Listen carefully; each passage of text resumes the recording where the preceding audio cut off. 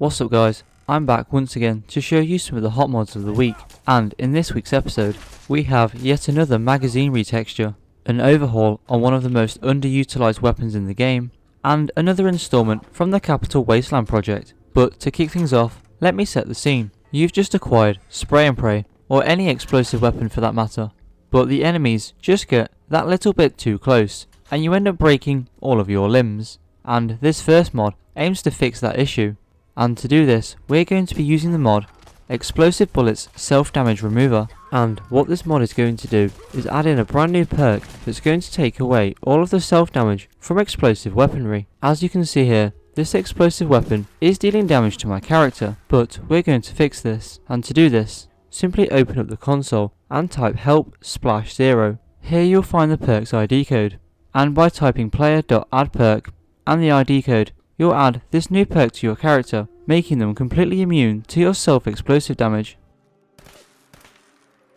But anyway, let's move on to the next mod. And the next mod I have for you is Total Hack Magazine Retexture. And what this mod is going to do is retexture all 3 of the Total Hack magazines in the game with this brand new design. And this mod is going to come in one of 2 files. The standard retexture, which you're seeing here, or the standard retexture just without the blood. Now unfortunately, there is only 3 Total Hack magazines in the game, so I really don't have too much to show off. So let's move on to the next mod. And that mod is Clothes Pack 2. And what this mod is going to do is add in 27 new pieces of clothing into the game, all of which can be crafted at a chem station under the Clothes Pack 2 section. Now what with adding in so many new pieces of clothing, you can't expect there to be too many customization options, but every single piece at least has a material option to change the colour. And of course, what with being a female only outfit mod, it's going to have compatibility with CBBE. Now it would take quite a long time to show off all of these different outfits, especially with all these different material options that they all have. So if you want to see all of these for yourself, then I'd recommend downloading this mod. Now in Fallout 4, there's a decent amount of weapons, but the one that I'd say I use the least is the assault rifle. It's just so big and bulky, which is a shame, because if I recall correctly, it's the only way of using 5.56 ammo in the vanilla game. So with this next mod, we're going to be making the assault rifle look that little bit more realistic. And of course, the mod that I'm talking about is Assault Rifle Overhaul.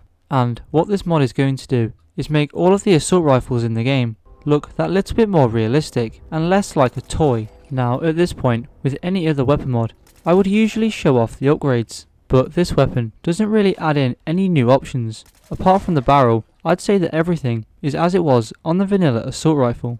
Well, apart from the newly added bipod option. Now this weapon uses a lot of assets from the vanilla assault rifle. What this means is, if you have any Creation Club mods that add paint to the assault rifle, you'll be able to see at least some of it on this weapon. But my absolute favourite thing about this mod is it actually makes the assault rifle into a viable option that I would use in a legit playthrough. Now in last week's episode, we took a look at 4 audio replacers for different vanilla weapons, and in this week's episode we have another one, and of course I'm talking about Power Hunting Rifle. And what this mod is going to do is replace the vanilla hunting rifle sound with a more powerful one, reminiscent of the Remington 700. This is going to affect both silenced and unsilenced, and of course this is what that's going to sound like.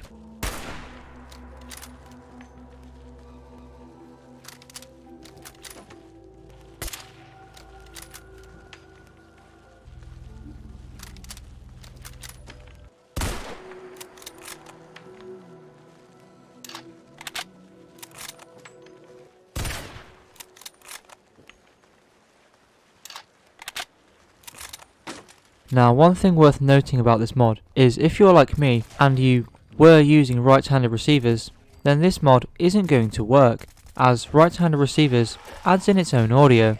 Now the last thing worth mentioning about this mod is if you're not a fan of the Remington 700, then you can always use the optional file which makes the hunting rifle sound like a Kar 98. And of course, this is what that's going to sound like.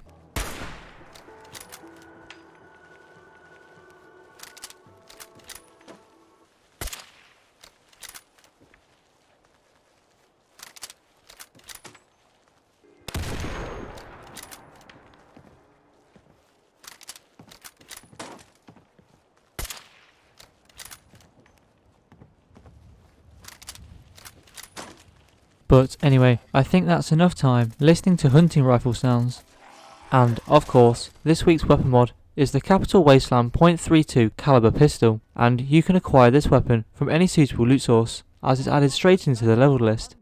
And in terms of upgrades, you have the choice of 4 receivers, 3 barrels, 4 sights, 2 muzzles including none, 2 types of ammunition, and finally 5 different tints. Now as revolver mods go, this is definitely one of my favourites. A lot of mods make weapons that really feel artificial in the game, but this one feels so much more natural. Yes, it's a remake of a weapon from Fallout 3, so that's probably why. But if I had one complaint, and it is a very minor one, it's that the damage does seem a tad low. Even with the best receiver, the damage doesn't even break triple figures, and this seems a bit underpowered for a revolver, in my opinion. And with that, that's going to wrap it up for this mod, and the video for that matter. I hope you all enjoyed the mods here today, and if you did, don't forget to hit that subscribe button, and I hope to see you all in the next video.